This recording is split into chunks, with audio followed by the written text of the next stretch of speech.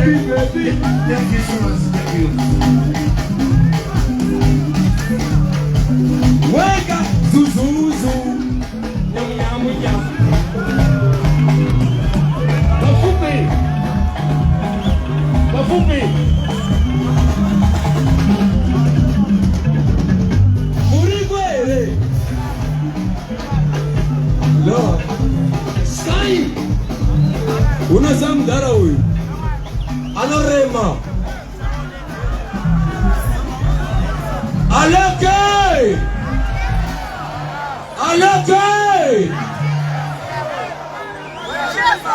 Uzamdala huyu wakati kwa kudara usipate nasi. Omberema wako mleso.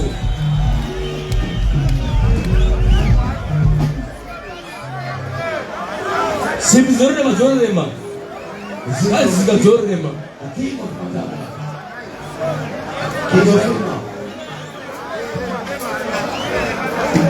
Manjarima. Joie. Thank you so much.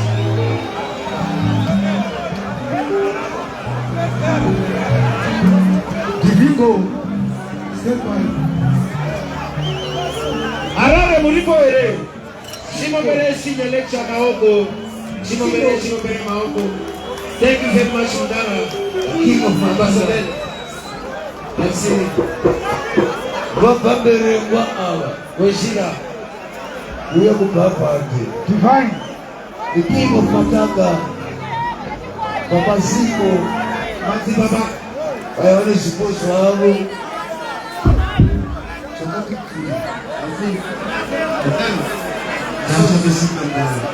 Shipman's promotion. How we do special. Mkumana alimfana huyu. Azi Papa Siko. Pale mali. Ndara Papa Felix. $100. Kuna mazibabani kuna Zakaria. Boss Pizza. Sigira Simba Mai. Simba Kumbari. Matanga special. Yaya Tala. Thank you. Kasaba. Yavugo.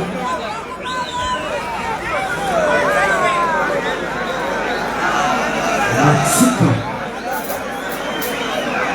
Backstage, where do we backstage? Kukufarira maspika backstage. Hey, security. Please, backstage. Backstage. Boss Manaya.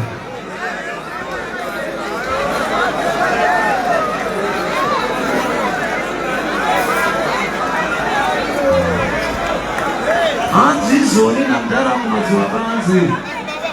Ndatenda shukuru sana. Aikana utendi kutu wani kwetu.